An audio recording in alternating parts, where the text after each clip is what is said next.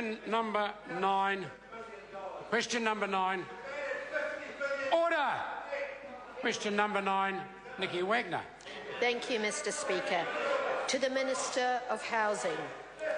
What steps is the government taking to rebuild Christchurch housing stock damaged or destroyed by the earthquakes? Mr. Speaker. Honourable Dr Nick Smith. Mr. Speaker, the government is committed to a program of having all 5,000 damaged Housing New Zealand homes repaired and 700 new homes built, or the equivalent of one a day, by the end of 2015, and we're making good progress.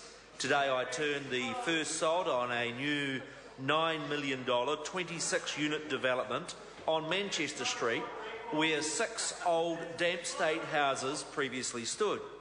11 of the new 26 homes will be retained by Housing New Zealand, and the remainder will be sold on the private market. This approach of increasing the density of housing in the central city and moving to mixed housing developments of social and private housing is part of our vision for Christchurch's future.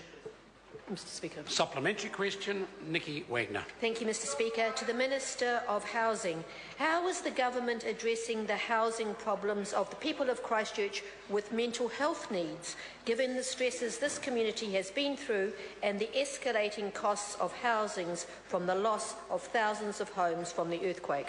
Speaker. Honourable Dr Nick Smith. Mr. Speaker, the government has partnered with ComCare, a specialist community housing provider for people with high needs, and provided funding of $4.1 million to expanding their housing portfolio by 45 homes. We opened the first 6 of these in St Albans today.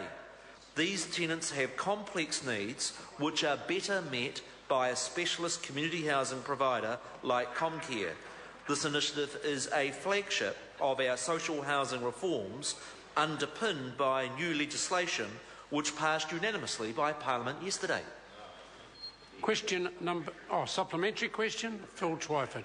Does he agree with the Christchurch City Council that there's severe stress on the housing stock, or does he agree with Jerry Brownlee, who says it's just a housing pinch, and after 5 years in government and 3 years since the quakes, isn't it about time he sorted out his failed housing policy? Speaker. Honourable Dr Nick Smith. Mr. Speaker, I would much rather be focused on building a house a day and rebuilding those 5,000 houses that were damaged by the earthquakes, and have an argument which the opposition seems to be focused on as to whether it's a housing challenge, a housing crisis or a pinch, which is the sorts of word games that get families nowhere. Order. Question number 10, Honourable Damien O'Connor. Thank you, Mr. Speaker. My question is to the Minister for Primary Industries. Does he stand by his statement, quote, "The opportunity and challenge for our meat producers now is to add value to different cuts of meat and continue to sell the New Zealand story," unquote?